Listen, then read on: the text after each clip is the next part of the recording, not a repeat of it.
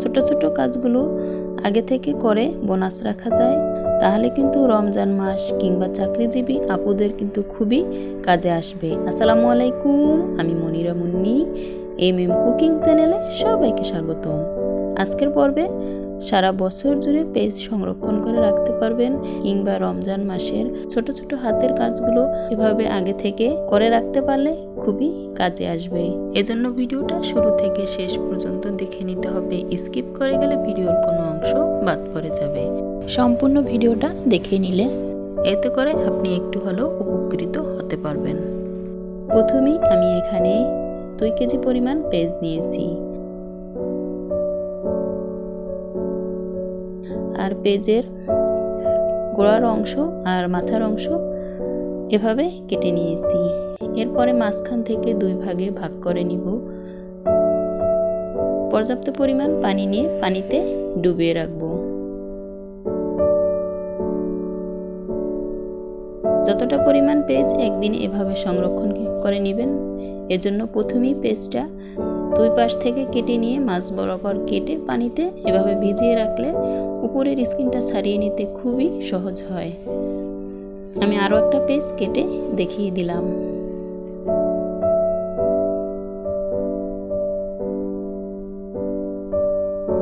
আমি অফ ক্যামেরায় অনেকগুলো পেঁয়াজের খোসা ছাড়িয়ে নিয়েছি, আর কিছুটা এখানে খোসা ছাড়িয়ে আপনাদের দেখিয়ে দিলাম। এ পর্যায়ে কিন্তু সবগুলো পেঁয়াজের খোসা ছাড়িয়ে নিয়েছি।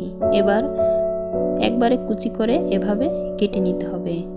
আপনি ছুরি বটি আপনার কৌশলে এভাবে কেটে নিতে পারেন।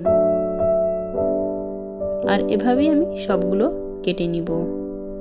এক পর্যায়ে কিন্তু আমি অনেকগুলো পেঁয়াজ এখানে কেটে নিয়েছি, আর বাকিগুলো কেটে নিব। কিভাবে কুচি করে কেটে নিয়েছি দেখে নিশ্চয়ই বুঝতে পারছেন।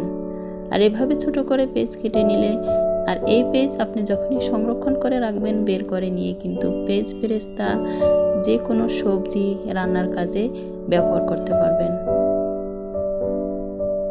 যতটা পেঁয়াজ আমি কেটে নিয়েছি তা এখন কিভাবে সংরক্ষণ করে রাখবো অবশ্যই আপনাদের দেখিয়ে দিব। প্রথমেই এখানে একটা এয়ারটাইট বক্স নিয়ে নিলাম। আগে থেকে ক্লিন করে পানিটা ঝরিয়ে নিয়েছি। এবার কেটে রাখা পেঁয়াজ এভাবে অ্যাড করে নিব। আর আপনি অবশ্যই পেঁয়াজগুলো কেটে নিয়ে এভাবে রেখে দিবেন। এতে করে আপনার নিত্য প্রয়োজনীয় পেঁয়াজ কতটুকু প্রয়োজন আপনার আন্দাজ করে নিতে খুব সহজ হবে। আপনি চাইলে এলোমেলো করেও রাখতে পারেন। আমি যেভাবে রেখেছি এতে করে বোঝার উপায়টা খুব সহজ হবে। প্রথমে আমি বক্সটা ভর্তি করে নিলাম। এরপরে আবারও একটা পলি ব্যাগ উপরে অ্যাড করে দিয়ে প্রয়োজন মতো অ্যাড করে নিলাম। এভাবে বক্সে পলি ব্যাগ দিয়ে রেখে দিলাম। আরও একটা পদ্ধতিতে দেখিয়ে দিব। আর একইভাবে সবগুলো পেজ কেটে নিয়ে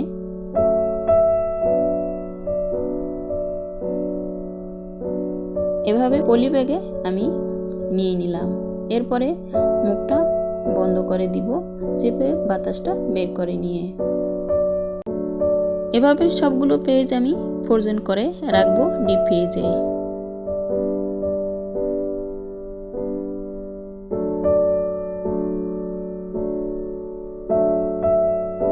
ডিপ ফ্রিজে রাখার একদিন পর দেখতে পাইতেছেন পলি ব্যাগ দিয়ে যেটা ফ্রিজে রেখেছিলাম, এভাবে পলি ব্যাগ দিয়ে রেখে দিলে তুলে নিতে খুবই সহজ হবে।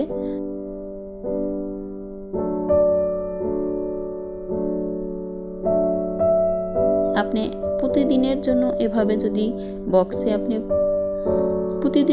বক্সে যদি এভাবে পলি ব্যাগ দিয়ে রাখেন, এতে কিন্তু তুলে নিতে খুবই ট্রের মতো। যে যেখান থেকে আমার আজকের ভিডিও দেখছেন, আপনি যদি চ্যানেলে নতুন হয়ে থাকেন তবে চ্যানেলটা সাবস্ক্রাইব করে বেল আইকন অন করে রাখতে পারেন। এতে করে নিত্য নতুন ভিডিও সবার আগে আপনার কাছে পৌঁছে যেতে সাহায্য করবে। একটা লাইক ও কমেন্ট করে আপনার মূল্যবান মতামত জানিয়ে দিতে পারেন। পলি ব্যাগ ধরে এভাবে ট্রের মতো আপনি তুলে নিতে পারবেন। আর আপনার নিত্য প্রয়োজনীয় কিন্তু এতটুকু পেজই চলে যাবে। এরপর আবারও বক্সটা বন্ধ করে দিয়ে ডিপ ফ্রিজে রেখে দিতে হবে। কিছুটা পেজ আমি আপনাদের এখানে রান্নায় কিভাবে ব্যবহার করবেন দেখিয়ে দিলাম।